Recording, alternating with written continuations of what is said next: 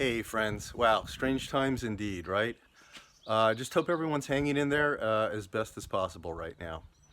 So the purpose of this video is to actually discuss an amazing survey I read today. It said that 47% of Americans have credit card debt and 23% have added to that balance actually as a direct result of the coronavirus pandemic. In addition, 40% of those with credit card debt, they can't pay more than the minimum payment. Now, that's huge. You've heard me talk about the benefits of a home equity line of credit or a HELOC in previous videos. Now, normally, people use them to consolidate debt or for home improvements.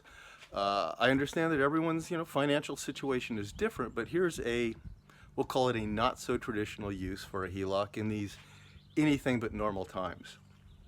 Now, perhaps maybe you find yourself a bit strapped for cash right now, and you're just kind of trying to get by. I get it. And who knows if or when you may be receiving any money from the Paycheck Protection Program, the Pandemic Unemployment Assistance Program, or any other financial relief program that's out there. But if you own a house with some equity, perhaps you should consider getting a home equity line of credit. At around, I don't know, about 4% interest, it's a whole lot better than racking up credit card debt at, 16, 18, 22% interest. But you have to apply now. And I mean right now. Actually, Wells Fargo has already put on hold any new HELOC applications, but the other major banks and credit unions haven't done so yet, to the best of my knowledge, the key word being yet. But now here's the catch. So stay with me because I'm going to do some math here. If you get a HELOC, don't just tap into it a little bit as you need it. Immediately transfer out of it into an interest-bearing liquid account what you think you may need to live on until things in our world settle down, whatever that means, right?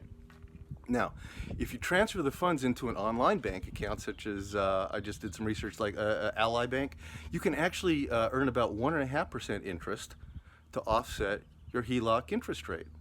Consequently, now you're only paying about a 2.5% interest on your lifeline. The reason I say to transfer out all that you may think you need is that a bank can actually freeze your HELOC at any given time, and then you wouldn't have access to the cash that you think you're going to need to live on for a while. Now, when you believe you reach a point where you're not in danger of the bank freezing your HELOC down the road, just pay back all that you didn't use so that now you won't have to continue to pay interest on it. Of course, I strongly suggest now that you do contact your accountant or CPA just to see if there's going to be any tax consequences or if they think this makes sense for you. I'm just putting this thought out there as an alternative to help people get by through these turbulent, that's an understatement, times. Well, I'm Bruce Bosman with Aviar Real Estate. Take care, stay safe.